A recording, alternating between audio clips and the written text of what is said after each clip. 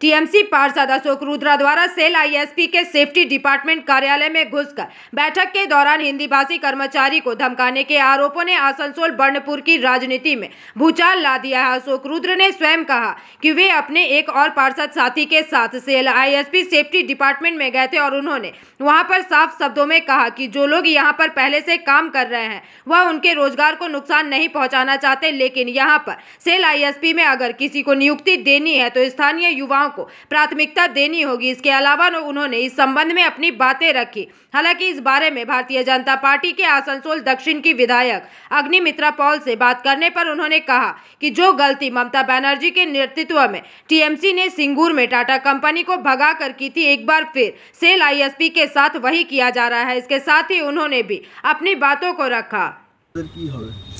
देखुन, तृणमूल होच्छे बांगला एवं बांगालीर बिरोधी। আজকে মা মাটি মানুষ এবং বাংলার মানুষের যদি ভালো চাইতেন তাহলে সিঙ্গুর থেকে টাটাকে তাড়াতেন না মুখ্যমন্ত্রী। তাহলে এই 14 বছর 14.5 বছর এই প্রতি বছর বিজিবিএস কোটি কোটি টাকা খরচা করে অন্তত কিছু শিল্প আসতো। ঠিক যে ভুলগুলো আপনারা করেছেন এই থ্রেট কালচার, হুমকির কালচার দিয়ে স্তব্ধ করে দেওয়া, বাংলার মানুষ বাংলার ছেলেমেয়েরা সব বাইরে চলে গেছে। আজকে সেই একই তাস ইসকোর সাথে সেলের সাথে আপনারা খেলতে চাইছেন। এই হুমকি দিয়ে কিছু হবে না। স্কিল লেবারের জায়গায় আমি আবার বলছি, যদি প্রসেসে যদি যোগ্য স্থানীয় ছেলেমেয়েরা হয়, সে যে ভাষারই হোক না কেন, তারা যদি চাকরি না পায় আমি প্রথম গিয়ে তার প্রতিবাদ করব। কিন্তু স্কিল লেবারে পরীক্ষা দিয়ে বা প্রসেসটা ফলো করে যারা এসেছে, আপনি সেখানে গিয়ে হুমকি দিচ্ছেন, আপনি গোরখপুর থেকে এসেছেন দেখে নেব, এটা কোথাকার সিস্টেম?